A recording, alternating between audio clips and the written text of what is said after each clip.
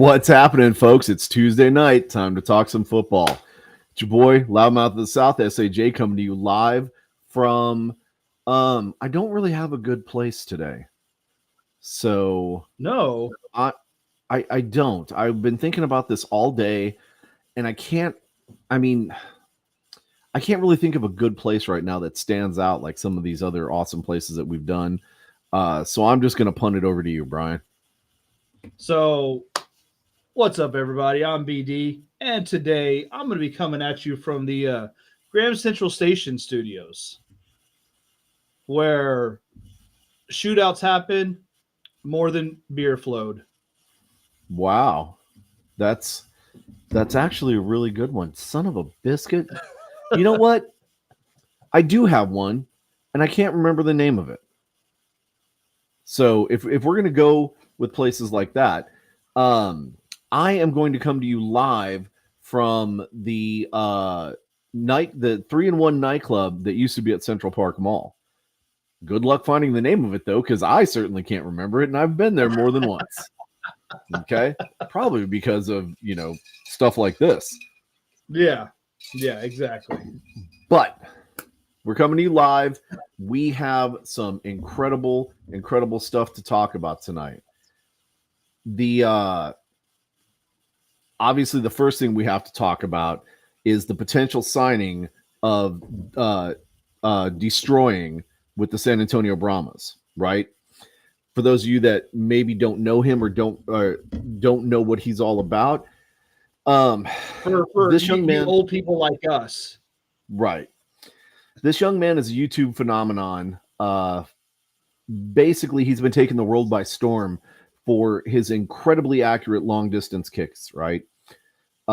If you go to his YouTube channel, you can see a lot of videos of him, doing kicks and running different things and whatever. The guy's considerably accurate. I mean, he's specifically accurate, even up to and beyond 60 plus yards, which is phenomenal, right? It's phenomenal for a kicker to be accurate at 40 yards. It's even more phenomenal. Green Bay didn't even have that last year. So Green Bay didn't have a guy who could kick 4 yards, right? Robert Rankin. Okay. I'm going to let you guys celebrate. Let's talk about what he's done first before we get to our take on the whole thing. Okay. We did a little bit of digging, and Mr. Destroying has had a pretty decent college career, right? I'm going to talk about his high school and college stats, and Brian's going to talk about his time with the CFL. In high school, he didn't really do necessarily a whole lot as far as athletics goes, at least not on the UCF's website, and I didn't care to go too much deeper than that. And so in 2015, he was a freshman at UCF, University of Central Florida. He's a kickoff specialist during that time, and he played in 10 games, kicked off 33 times with 11 touchbacks and a 61.6 average, right? And he recorded his first collegiate point, when he converted an extra point at Cincinnati. Okay, so he's got one kick, and yeah, I think I remember that gentleman. Sophomore season is much more notable. Okay, he played all 13 games as a kickoff specialist, right? He kicked 73 times for 4,441 yards, averaging 60.8 yards per kick, and it totaled 37 touchbacks on the season, right? Apparently, he also played a little bit on defense because he racked up 3 tackles. 3 tackles. Or that could have been, tackling on a kickoff too. So it could have been, but he still racked up 3 tackles. Brian, you want to take his time in the the CFL? I mean, it's going to be a pretty quick segment.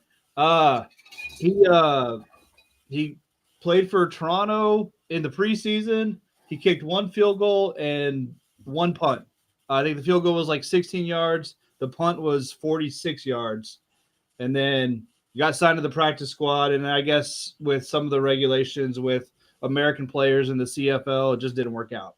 And that's pretty much the end of his professional career until today, when he announced that the Brahmas were signing him. Yes. Now, I think it's important to note that his college career was cut short, right? Because he was making money on his YouTube channel, and the NCAA, they don't like that. Or they didn't like that. Not at that time. This is all the pre-NIL days and stuff like that. So, Right. So really, for something like that, and I think it's kind of petty, honestly, but for something like that, he's put up some arguably decent stats on kickoffs, right? We don't really know what he can do as an extra point kicker or anything like that. Here's we can see what he's kicked on YouTube videos, but of course, that's not game situation with a rush coming at you trying to kill you. So here's the thing that I think is important to note, and I'm sure he's probably beefed up a little bit since then. This young man is 5'9", 170 pounds. Okay. Put an extra 20 pounds on him or so, and with the pads and everything, maybe an extra 10 pounds of muscle. He's going to be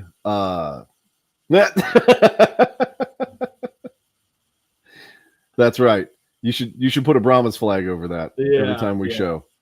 It's all right. I'm working on my podcast area, so hopefully in a few weeks it'll be ready.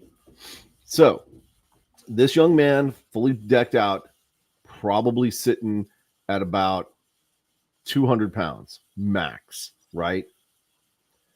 Have any of you ever been tackled by somebody that's 60, 70, 80 pounds bigger than you? This kid's going to get hurt, okay? If he can get the ball off, great. And it's going to be interesting to see. He just posted a video recently about the announcement, getting drafted to the Brahmas and stuff like that. And his time in there's a football camp that he went to, basically in somebody's backyard, somebody that he knows, but somebody that was a professional kicker in the NFL and has their own rig set up for people to practice at free of charge. He doesn't charge people anything for this. So it pumps in simulated crowd noise. It gives players opportunity to work on kicking from a long snap, kicking from a placeholder, different stuff like that. As BD said, though, the thing I'm worried about the most is how is this cat going to perform when he's got a 280-pound giant of a man rushing at him, trying to take his head off? Is he still going to be able to do what he needs to do? That's the part. Like I'm excited. I think this is an incredible move by the Brahmas and by the UFL because this cat has notoriety for one. Well, exactly what I was going to say. I mean, this cat's got 5.7 million followers, and most of them are going to be the younger generation. So this is a great way for us old folks to reinvigorate some life into this new league, right? And we know the history of spring football. It hasn't exactly been the greatest. So this is a good way to bring new blood into the system. But Brahmas fans, I'm trying to keep you from getting too far ahead of yourselves and getting excited about signing this player who is not battle tested, not like this, not at this level. Okay. So curb your expectations. Don't put that kind of pressure on him. Don't put that kind of pressure on yourself. Allow him to go out there, allow him to make mistakes, allow him to grow as a player. Because keep in mind, pretty much the last time he took a snap was 2018? So, right? Yeah, 18, 19, something like that. Right. So he's been taking snaps without the pressure for several years. We know he has the athletic ability. We know he has the athletic talent to be able to drive a ball 60-plus yards. But can he do it when somebody's crashing down on him trying to kill him? Okay? So, again, temper your expectations. Don't start, buying playoff season or playoff game tickets because you expect the Brahmas to get in there just yet, right? Let's give this cat a chance. Let's see what he can do, and then we'll go from there. Obviously, we're hoping for the best. I mean, we hope that this guy is phenomenal. I mean, that'd be the best thing for him, best thing for us. But like you said, he's kind of untested in this, so. I'm not gonna set my expectations too high until I see him deliver first. Right. What I think is going to be a safer bet and something that we should be definitely focused on a little bit more, though, is the quarterback battle for the Brahmas. Specifically, one Quentin Dormady coming home, right? Yep. I think this is going to be potentially one of the deepest rosters at quarterback, right? We've got Jack Cohn coming back, and we know Wade Phillips he's been stacking the team with offensive linemen. So Cohn is going to have a pocket, okay? We also know that, again, Quentin Dormady is going to be here, which the GM of the Brahmas said that he wished he could go back and redo the 23 draft and get Dormady. He should have never let him go. His own words. It's on Facebook. Yeah. It's on all social media. Okay. So they're excited to have him here. Wade Phillips, of course, is pretty much reminding everybody that nobody's position is safe. Nothing has been cemented. And it doesn't matter how good you were last year. You've got to be that good or better this year, right? You have to beat out everybody else to make sure that you've got a spot on his roster. And I like that. Oh, absolutely. Okay? But then there are other quarterbacks. I cannot remember. I believe there's two other candidates that are vying for the spot, or at least backup. And there's Sinnott. We had him, but ended up cutting him. And I think he went and signed with the Roughnecks. Mm-hmm. And then there's still, Ben Kurt. Is he coming back? Is he not? Who knows? Right. So there's a fourth guy. There is. I cannot remember his name. It's not Jawan Pass, for those that are wondering. Jawan can't pass. Yeah. I don't know what happened to that guy. He's just disappeared. And that's fine. We wish him nothing but the best. We make the jokes about Jawan can't pass and stuff like that. He really did not need to be put in, and I understand it was desperate. He was put in way too early. Yeah. He didn't have the maturity or the football IQ to. Mm-hmm. He needed to sit for at least a season to watch. Right. He needed to sit behind somebody like Jack Cohn or Ben Kurt or somebody like that to get that experience to then be effective on the field. Because, again, this is a little bit different game than what these cats are used to coming out of college, right? Some of the rules are different. Some of the plays are different. The coverage schemes, the pressures, it's a different game. So you need some time. You need to be able to figure out what the heck's going on, right? Ben Kurt's played pretty much at every level. So he's the guy that should know, right? Yeah. He's no Luis Perez. He's not like the king of spring football, but he knows a thing or two about it. Okay. But again, I think that's going to be the bigger thing to watch right now, because we know that, Phillips is a defense guy. So he's got his offensive coordinator in there, and I'm sure the offensive coordinator is the one that's, really going to be putting the pressure on these players to show up or get out. So that quarterback room is filthy with talent right now, and it's going to be interesting to see who makes those final cuts, right? Yeah. Which, coincidentally, should be starting March 30th, if we could ever get a schedule, okay? This is getting ridiculous. We're almost in training camp, and we still don't have a schedule yet. We don't know what the rules are. Heck, we don't even know where the Renegades, or not the Renegades, the Roughnecks are going to be playing. Pretty sure it's going to be Rice, but yeah, we're pretty sure it's going to be Rice, but things could change, right? So, I'm sorry, UFL. If you guys are watching, throw us a bone, man, please. Like I know there were some announcements about supposedly it was supposed to come out right after the first of the month in January, and then that got pushed off towards the middle of the week or middle of the month, and then that got pushed off towards this week. We still don't have anything, guys. Throw us a bone, please. Right. We've got to make travel arrangements so we can go to the, to wherever these guys are playing at. And, we got to rent rooms and we got to get airfare and stuff like that. So we need your help, man. Help us out. So, there we go. I just wanted to make sure everybody could see, right? Because I forgot to do that earlier. With that being said, there's still, more news coming out of the UFL, and I would say arguably you've seen the commercials, right?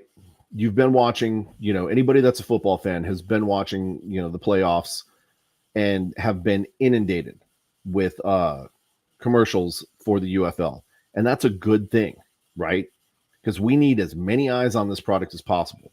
We need to know that people are going to, show up, and that it's not this, necessarily the exact same product. It's going to be a little bit different, especially once we find out what the rules are and all that other good stuff. But I do have a bone to pick. Yep. You know where I'm going? Absolutely. Okay. If I'm not mistaken, Memphis, Birmingham, St. Louis, and DC have all had personalized commercials in their marketplace for their team. I can't remember which professional sports team it is. I want to say it's the St. Louis Cardinals, but they're doing a Battlehawks night in which they're giving away Battlehawks caps. Okay. It's like St. Louis themed or Cardinal themed Battlehawk caps. They look really cool. Mm-hmm. So where are we at with Arlington, San Antonio, Houston, and what's the fourth? Michigan. Yeah. Where are we at with those guys? Like, I don't know. This is on the league. This is on the individual cities. I don't know, but they should be putting stuff out, because you see the UFL commercials during these football games, but you don't really get a whole lot of who's playing on there. Yep. The teams, you don't get a lot of information. I had one of the guys at work. He is one of the newer guys, so he didn't know. Last year we were going to the games. He saw the commercials. And he was like, "Hey, that UFL, is that like the XFL, or do we still have a team?" So I had to tell him, "Yeah, we're still got the Brahmas and all that stuff, but there's no local commercials for us." And we haven't heard anything about the Arlington, Houston, or Michigan. So I mean, get on it, guys. Like, you're not going to put butts in seats with that UFL commercial on a local level. Yeah, you might get people to watch the games, but you're not going to get fan attendance just by that commercial. Right. So these local markets have to be better. Right. So again, the UFL as an organization, they're doing great with the targeted marketing that they're doing, but there should be targeted marketing in every marketplace. Yep. If you want to pull the fans, right? You've got arguably the biggest fan base in the UFL in St. Louis. They're getting their own personalized commercials. They're getting their own personalized ball caps from the Cardinals, things like that. San Antonio is arguably number 2 in that list, and we've got nothing.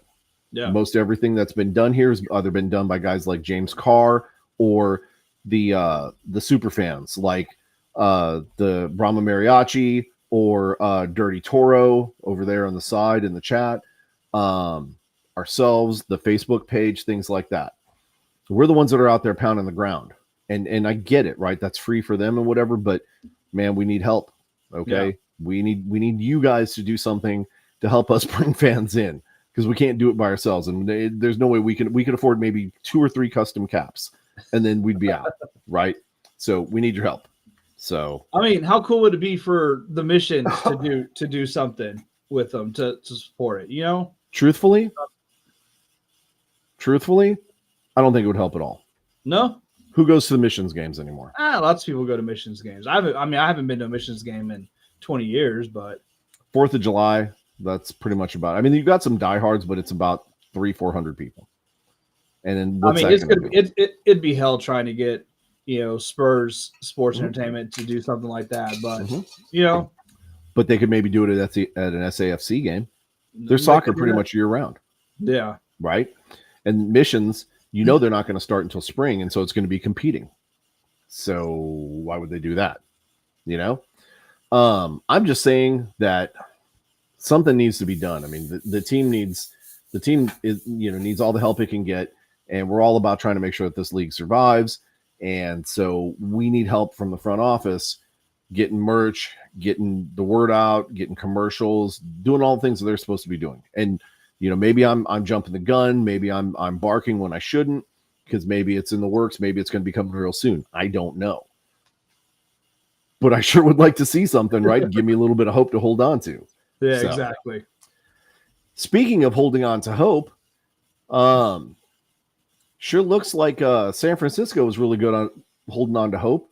And because that never say die attitude, the San Francisco 49ers helped carry them into the Super Bowl this year. Well,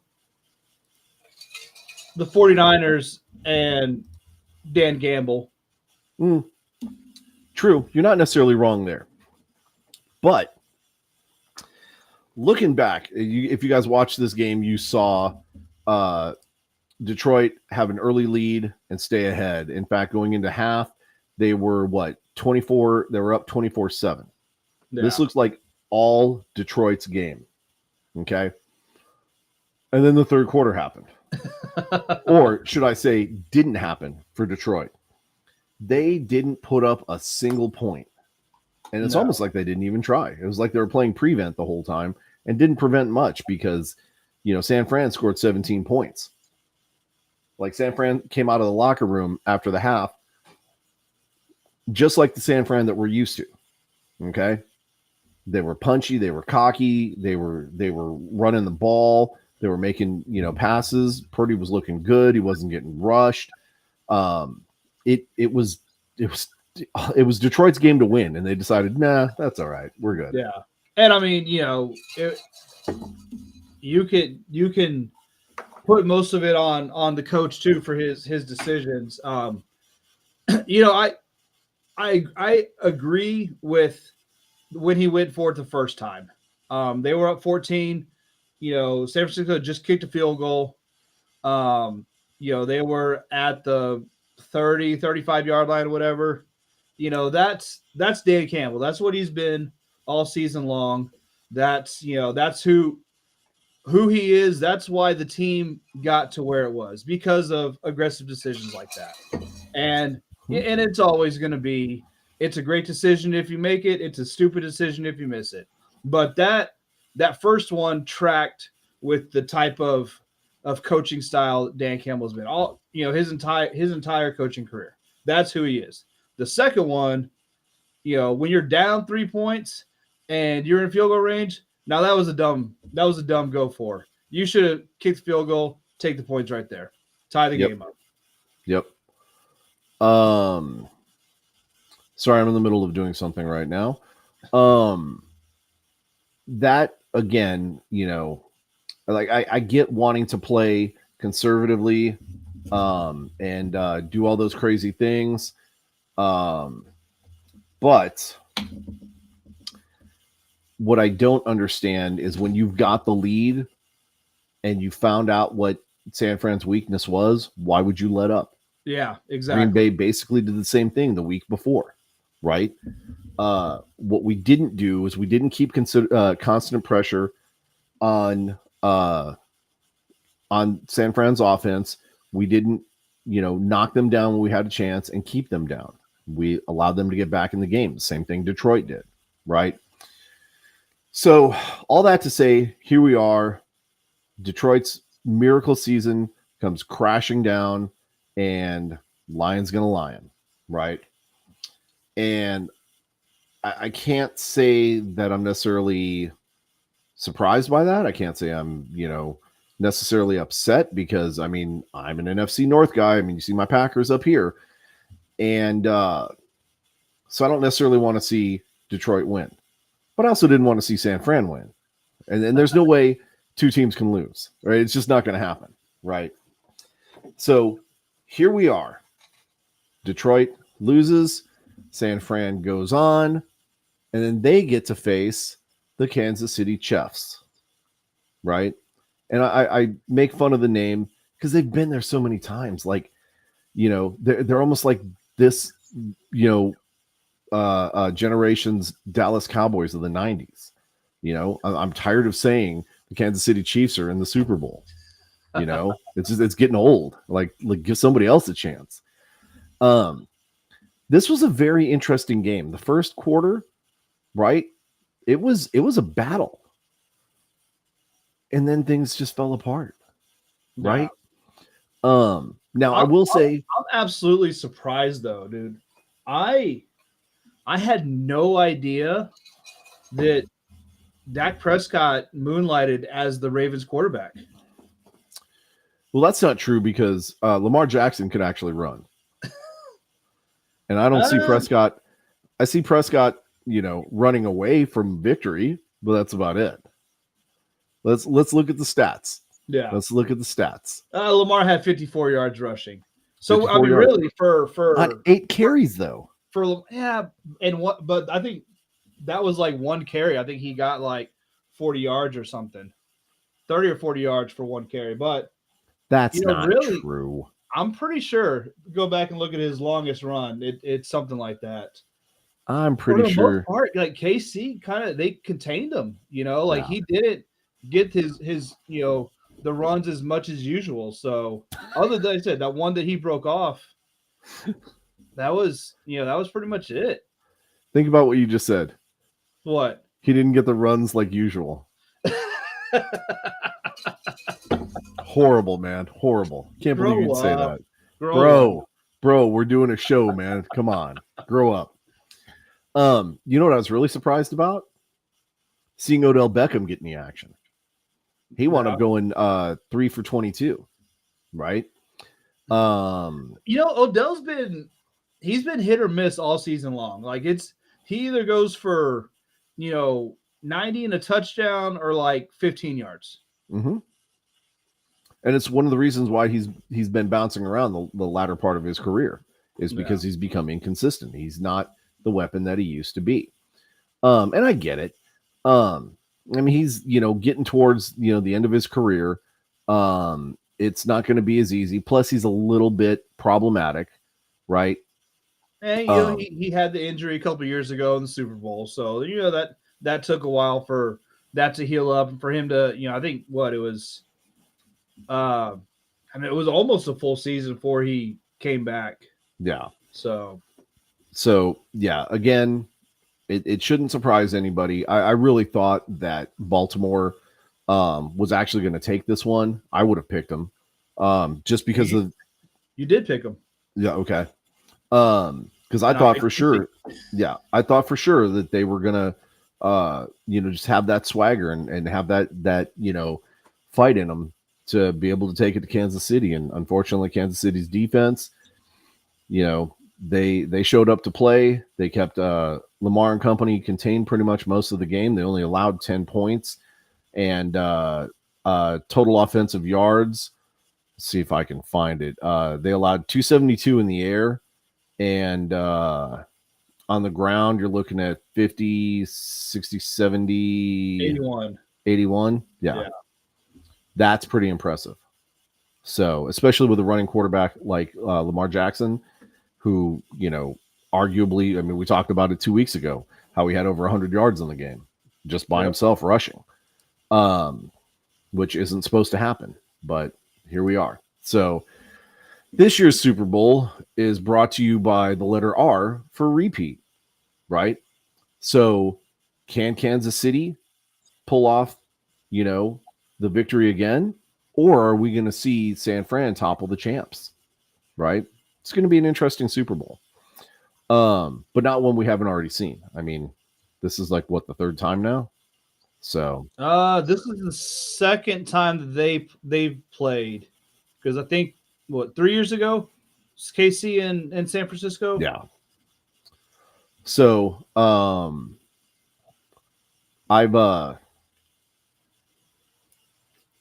we cover pretty much everything here in Texas. There's a lot going on, as the seasons are getting ready to kick off really, really soon in like the IFL and, the AFL, the NAL, and even the AIF, right? AIF is one of the smaller kind of centrally located leagues. But we definitely are going to talk about them because the Corpus Christi Titans are in that division, and we cover everything football here. Everything Texas football. But we definitely want to talk about the Gunslingers. Coach Menace and company are fired up. They're looking forward to they're chomping at the bit. They're ready to go. And if you watch any of the interviews, especially on the Branded show with Coach Menace, you can tell there's a different swagger to this team.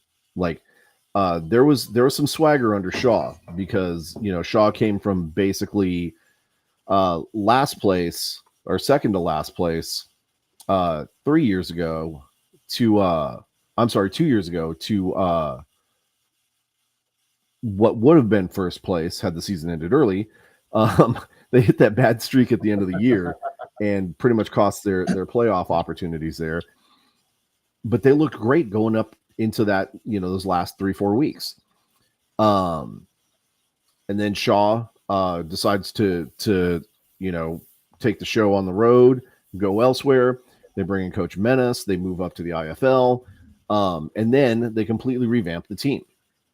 Now, there's going to be some players coming back, like I believe Pierre Turner is going to be back, things like that. But, again, different style of football, right? This is not Ironman football. So you've got, specialists that are going to be playing. And, again, you can just tell by talking to the coach, listening to the coach, listening to some of the players. There's a completely different swagger to this team, right? What's up, Jackie? Let's go. Hey, Jack. But I think it's important for us to talk about kind of some of the things that they're going to be up against. And there's going to be some tough teams that they're going to have to play against. And I'm trying to bring up that article. Do you still have that one, Brian? I do. I've got it pulled up right here. Why don't you run with it and talk about some of the competition that we're going to be, or the Gunslingers going to be running into? So obviously, we're playing, in the IFL, we've got the Frisco Fighters, the other Texas team in the league. We play them week 15 and week 4. So we're going to play them twice this season, which is a little different than when we last year in the, NAO, what we played. I don't know what was it, the Warbirds? Yeah, the West Texas Warbirds. Four times and like 3 times in a row or something like that, something crazy like that. Well, and one of that was because what's his name's team? Yeah, the Albany and all that stuff. That was a whole bunch of crazy stuff, but so that'll be our in-state rival right there. You've got, the Arizona Rattlers, and Northern Arizona Wranglers. We'll play each of them a couple times. Tulsa Oilers, right at the road in Oklahoma. You've got the Bay Area Panthers. You got the San Diego Strike Force. So, a lot of the solid teams from IFL last year. One team we're not playing, though, is the Jacksonville Sharks, which I'm actually surprised by that. You would think, being the other NAL team that they brought over to the IFL, they would have had them face each other and kind of renew that rivalry. Yep. So I'm kind of surprised that they're not playing each other this season. I'm really surprised by that. I do think, though, looking over some of the teams and the schedule, kind of how everything is set up, I think that the Frisco Fighters and the Arizona Rattlers and potentially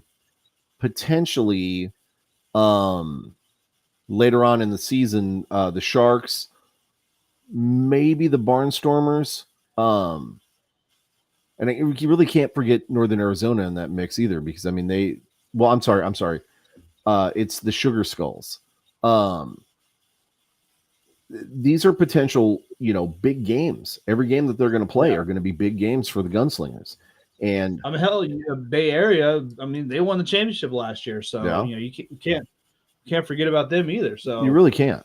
So I think, while San Antonio is going to be the dark horse in this race, I definitely would not count them out. Just because they've stepped up into a new league doesn't mean that they're not already prepared. They've got a coach that has a ton of experience. They've got Castronova at quarterback, who has arguably played this game for a while. He knows what to expect here. He was the NAL MVP last year. Yeah. So I think San Antonio is going to do just fine. I think they're actually going to do quite well.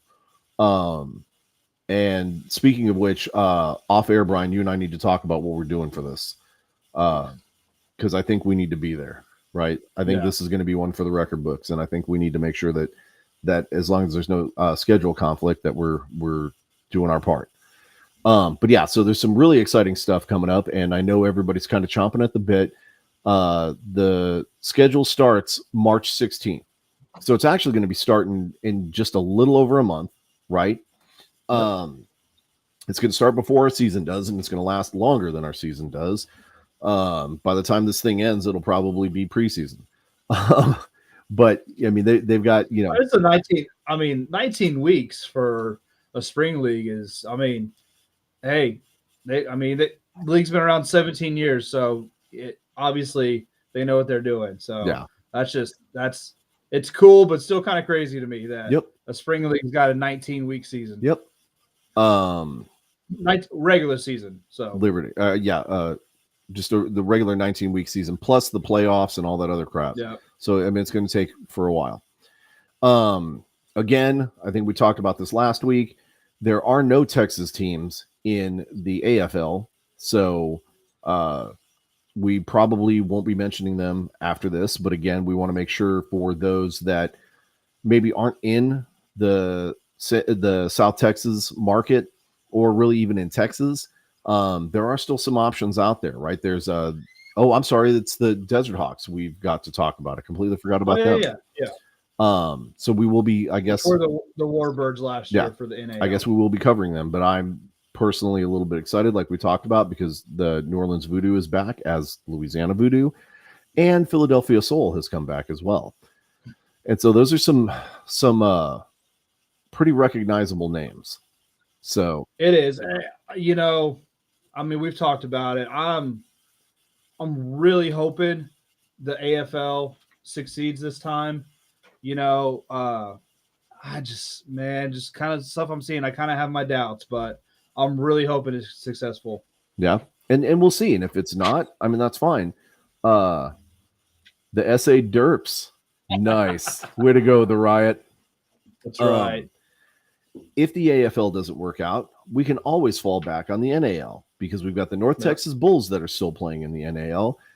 It seems like everything around them changed. They're about the only team that's stuck around.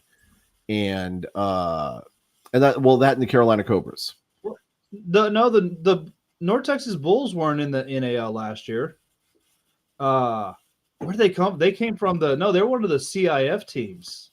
They came over. You sure? Yes, because it was only us and the Warbirds. But I'm pretty sure that we've played the North Texas Bulls before when the Gunslingers first joined the arena. Maybe that's what it was. But that was still NAL. No, that was pre-NAL when they played in the you sure? the Rodeo Palace or whatever. I think that's we're not gonna. I think that's where my buddy Super Mad where he played. Yeah, but I thought Super Mad was from Austin. I don't remember. It was a while ago. Either way, there's still going to be there's plenty of football, right? And just to show you how deep it goes, right? We talked about the IFL, we've talked about the AFL, we just talked about the NAL, and we still need to talk about the AIF as well because Corpus Christi Tritons are going to be in that one. And again, that one's a little more regionally located, but we do have Amarillo Venom that are going to be in that league and the Corpus Christi Tritons. And their schedule starts March 17th, it looks like, which is weird. It's starting on a Sunday. But anyways, most of this arena ball is going to be kicking off probably about mid-March, right? And that's going to get us warmed up for our UFL season, which starts March 30th.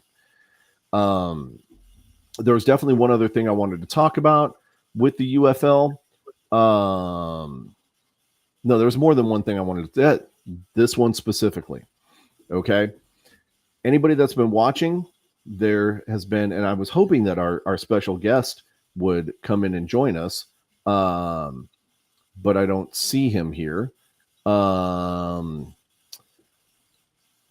There's a huge speculation controversy going on in St. Louis, in the sense of Max Borghi just saying, nah, I'm not going to play.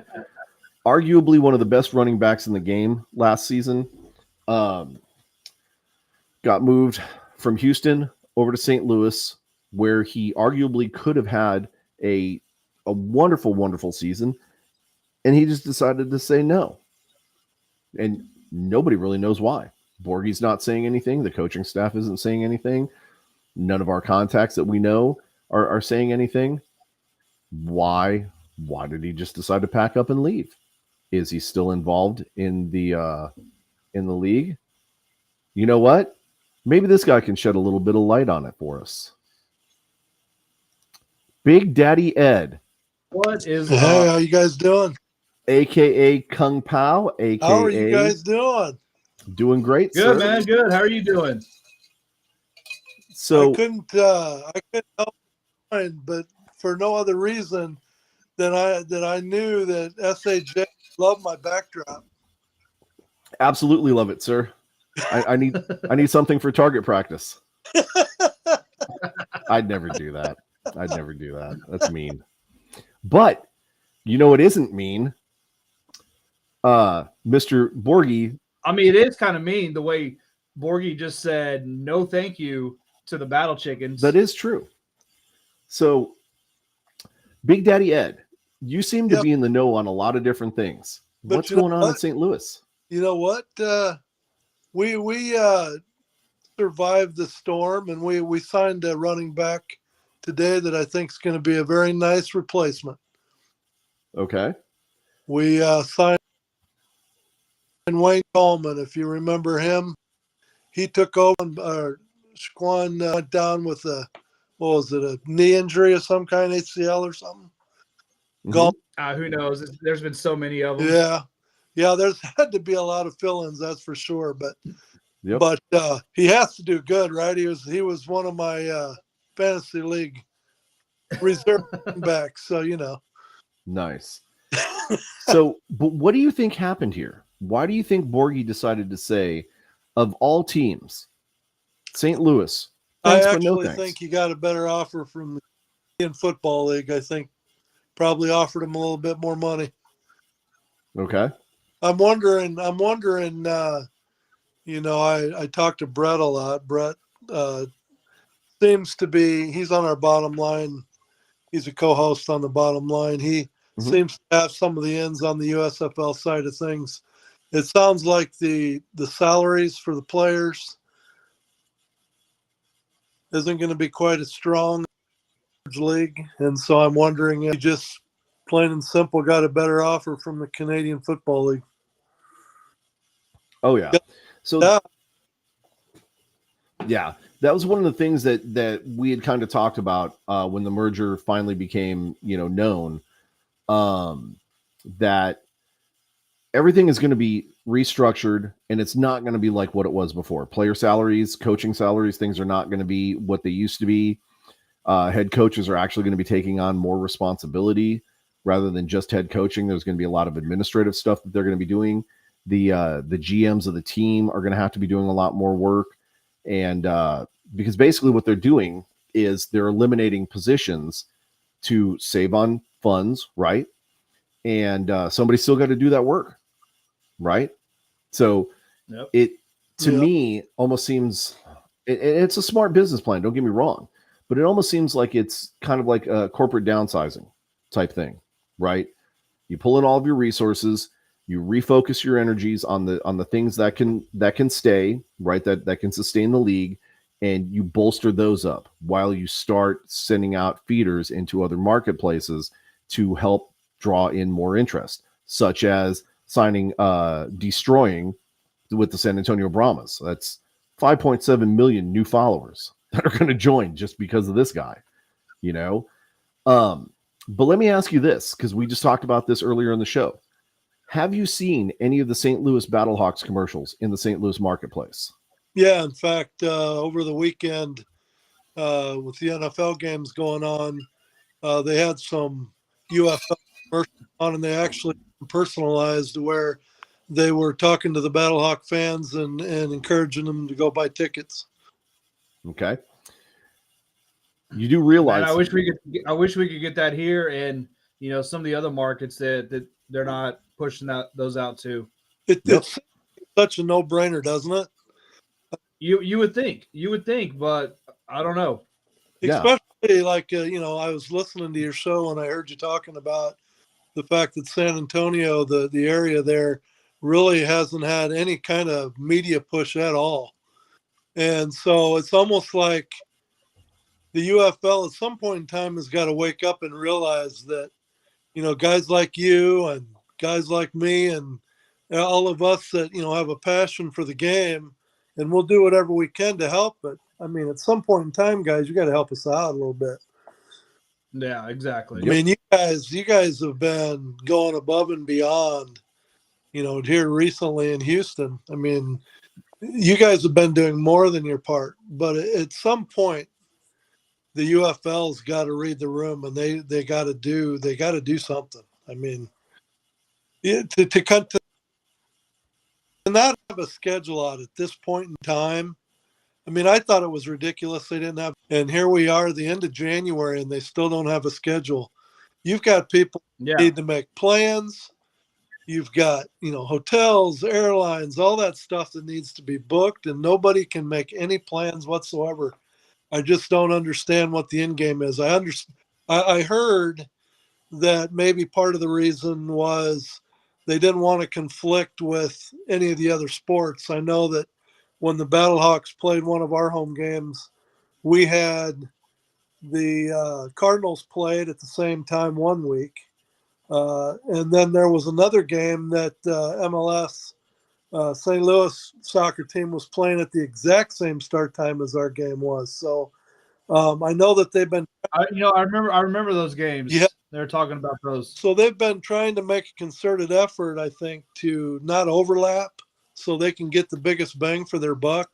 Because I know St. Louis, down the city, they can use all the help they can as far as the restaurants and the hotels and all that. So I get it. The more you keep things spread out, the more often you bring people downtown. I get all that. But at some point in time, if it's one franchise or whoever's holding the boat here, they got to get the schedule out there. Right. To go back to the localized commercials, I find it very odd. I mean, it 100% makes sense that you would reach out to St. Louis, right? Arguably the largest fan base out of all the fan bases, and Memphis and Birmingham, right? Because those were the USFL teams that actually had people showing up to the games. But why wouldn't you reach out to Detroit, right? Well, Michigan, but it's Detroit. Why wouldn't you reach out to San Antonio? These areas that have established fan bases that you're trying to draw more people in and get more eyes on it, right? Now, I do think that this, destroying thing is going to be huge for the league and huge for the San Antonio fan base until he plays his first game and gets hit and dies. But that's a whole, separate story.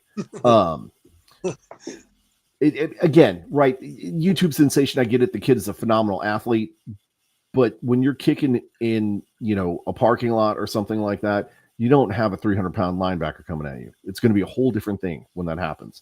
So, again, trying to keep the San Antonio fan base realistic about their expectations, because, just because we signed, this phenomenal kicker doesn't mean it's necessarily going to make that much of a difference. So let's just wait and see. But I think the UFL boggles my mind. We've talked about this on all of our shows before, right? Yep. All of these marketing opportunities where things just don't seem to make sense. So I have to ask you this, Ed. You're a money guy. You understand how this works. Are these in fact missed opportunities, or is there something bigger at play here that maybe we just don't see because we're not, we're at the 50,000 foot level and they're at ground level? I gotta believe. I mean, these guys are from the corporate world, and they're looking at money every day. There's got to be a conflict somewhere in there that's causing all this. There's got to be a scheduling conflict with a franchise or two that's preventing them from putting the final touches on this. I will say that I have heard that the UFL is going to go on a tour here shortly, and they're going to start going to all the cities too.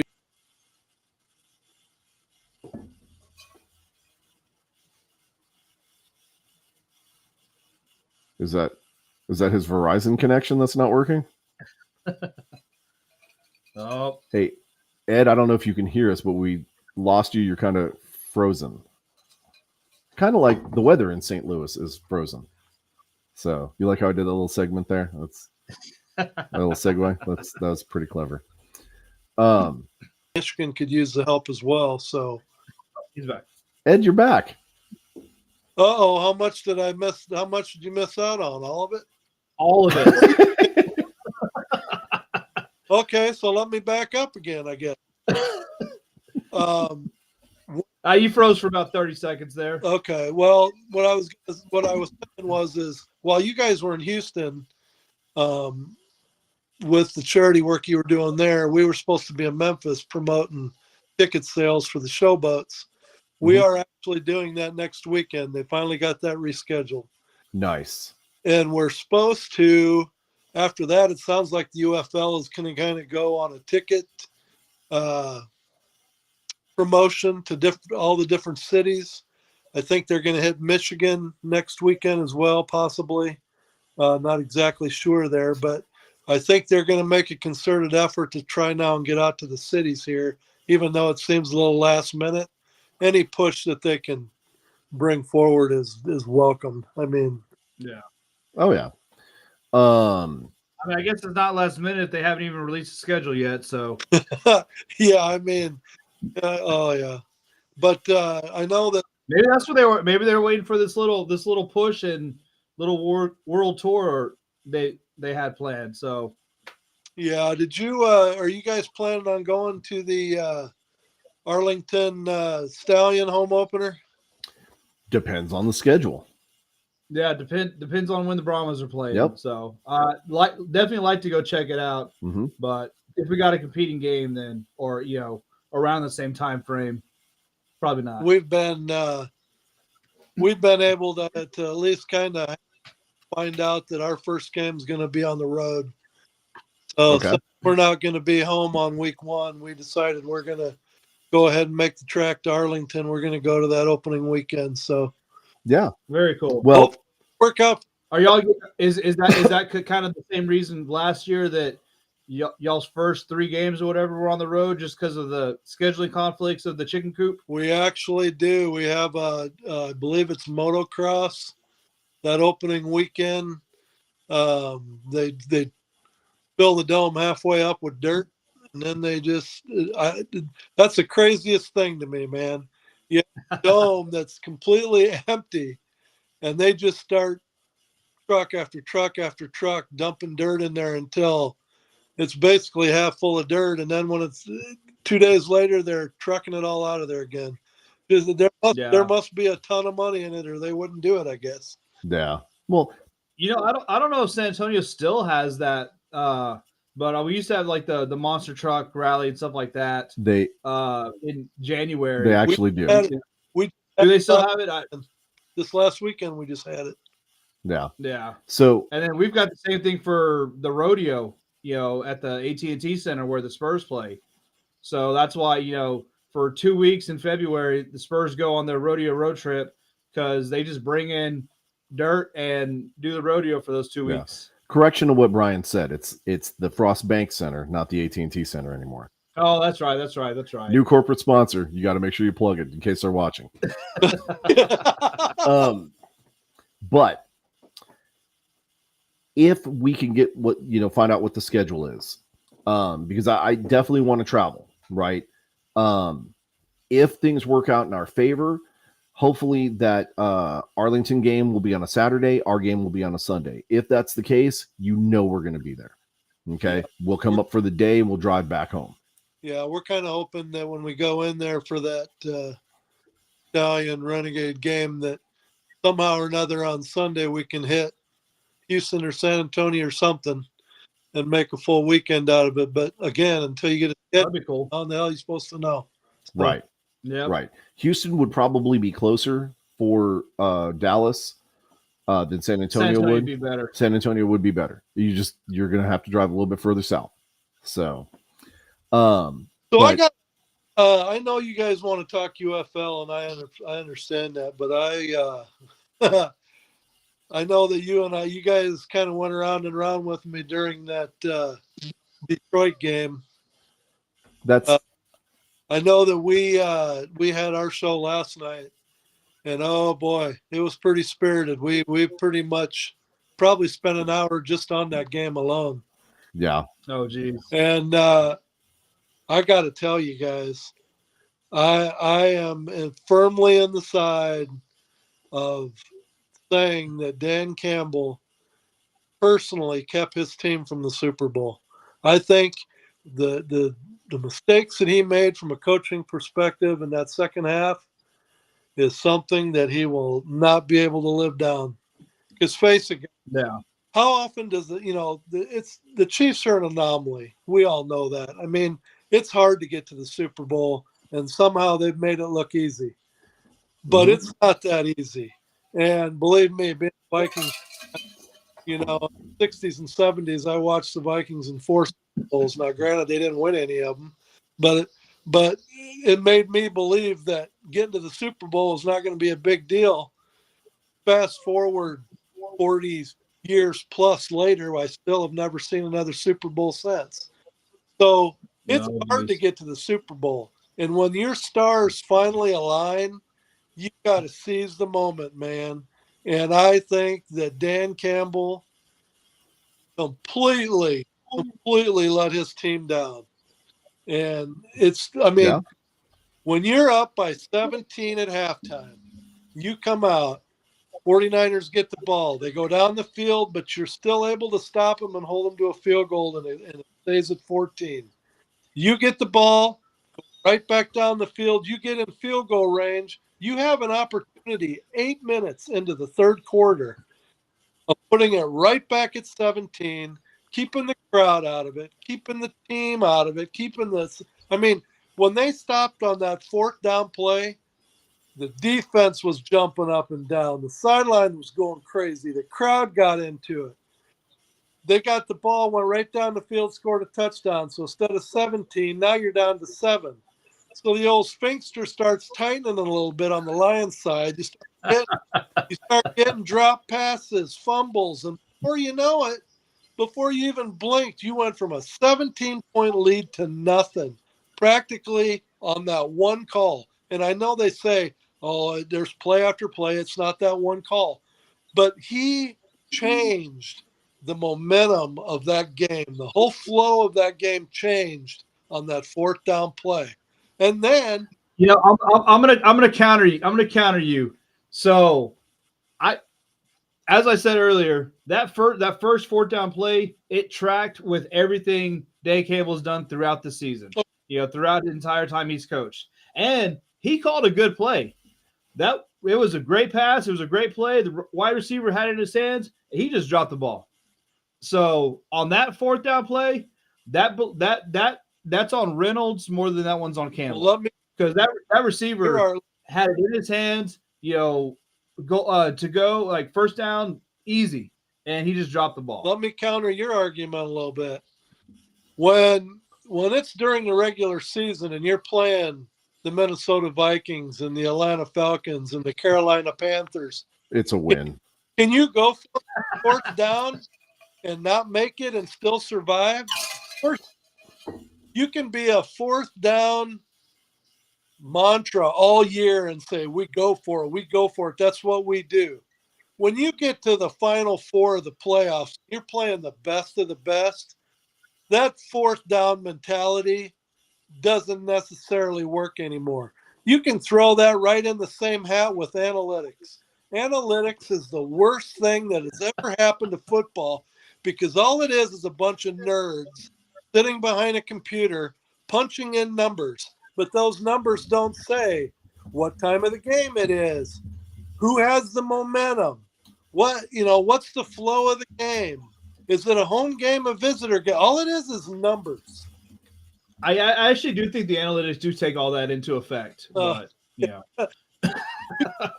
You got a computer that knows emotions. You let me know. But anyway, so the perfect definition of an idiot is somebody who makes a mistake and doesn't learn from it and continues to make the same mistake over and over again. So in the third quarter, he makes that play. He makes that call. It doesn't work out. Okay. So when rattled, they got the ship righted there. It was still tied, but they had the ship righted at 24. 49ers go down. Lions stop them. They kick a field goal. They kicked a field goal. Isn't that a novel concept? Go up 27-24. So now the Lions come down the field.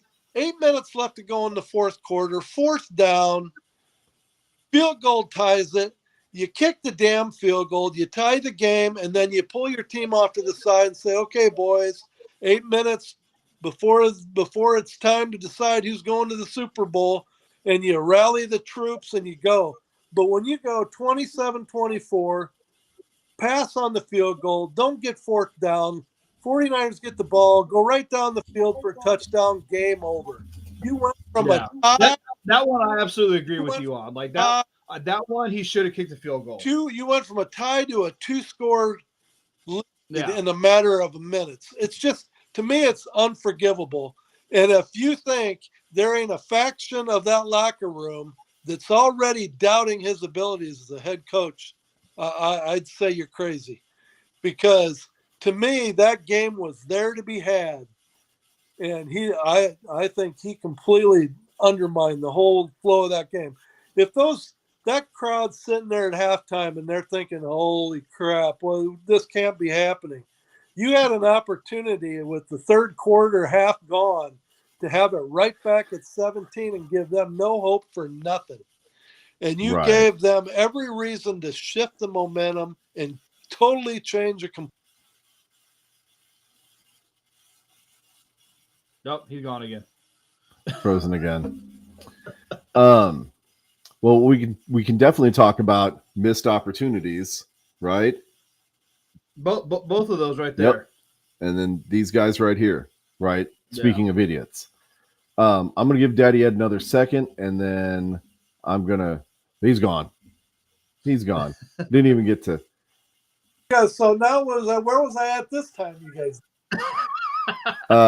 You were talking about missed opportunities and what's his name being an idiot. We lost him again. There he is. Did I talk about the faction in the locker room?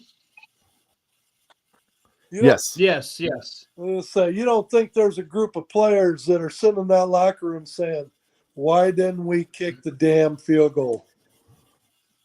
I mean, I'm sure there is, but a lot of that is coulda, woulda, shoulda. I mean, let's go back to the Packers and Niners game. That game was Green Bay's game to win. We missed a chip shot of a field goal, right? And then our defense, thanks to Joe Barry, decided to go soft and play prevent, allowed Frisco to get back in the game. We should have won that one. It should have been Green Bay and Detroit in the championship game. Right? Can you believe that? The 49ers got to be feeling pretty lucky right now. They escaped 2 weeks in a row. I'm thinking they're feeling on top of the world. And I'm thinking they're going to take that attitude into the Super Bowl and they're going to get trounced by Kansas City.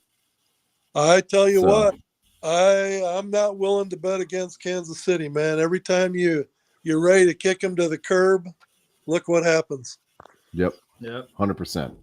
But, all right, we're getting way over our time, Ed. We're going to go ahead and wrap it up here because we've got an event that we got to plug this weekend for our other show. And I was hoping that you were going to come on and plug your conspiracy theory about how the Brahmas have colluded to steal away your best running back. But you didn't do that. And then you wound up.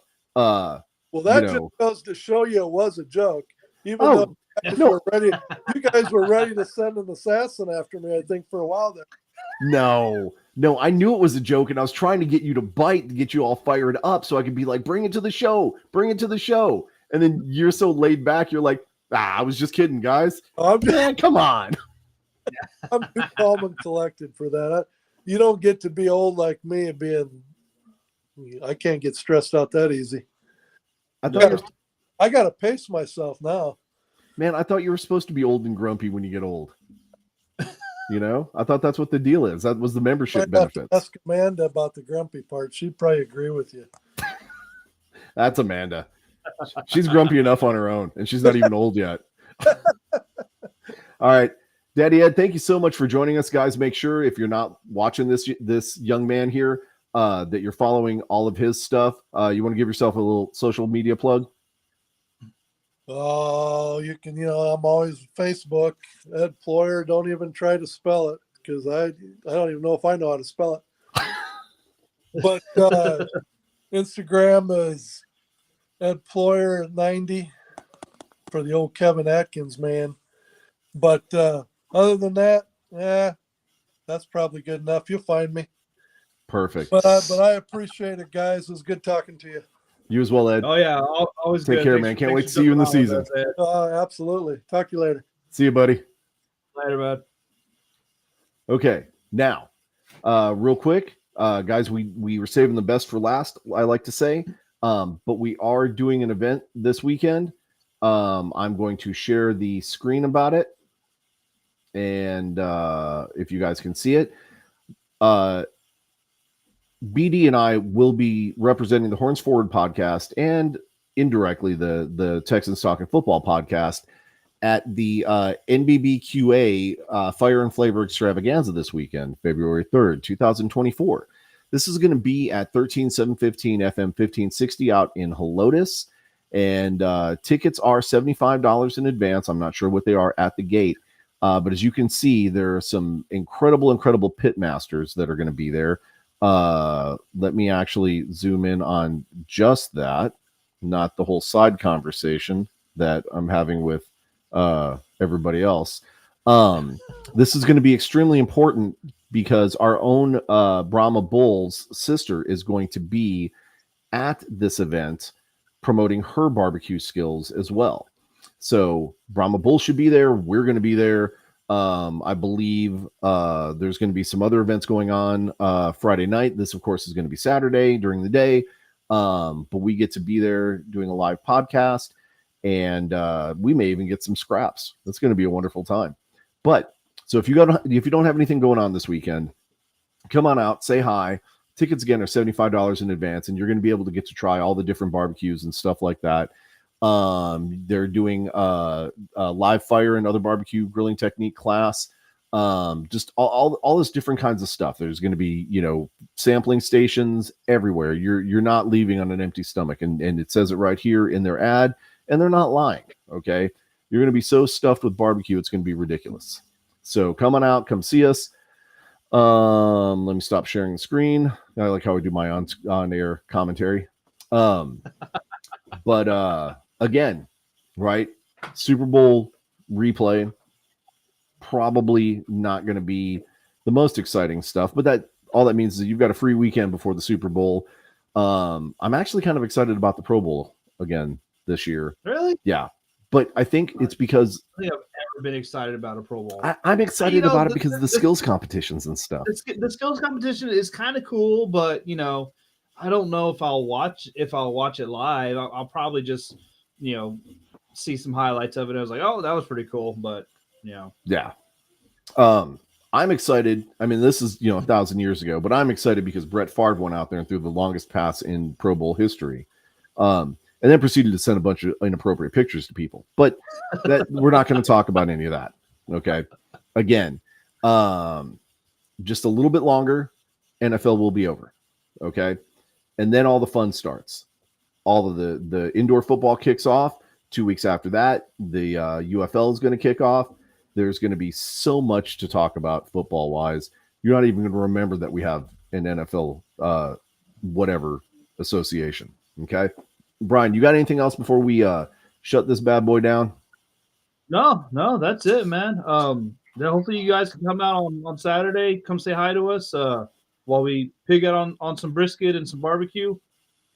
And real quick, make sure we give a shout out to our very own XFL Mike G. He has provided a lot of valuable information for us with some of the trades and the season scheduling for like the San Antonio Gunslingers, and they're doing some great stuff over there on the XFL Insider podcast.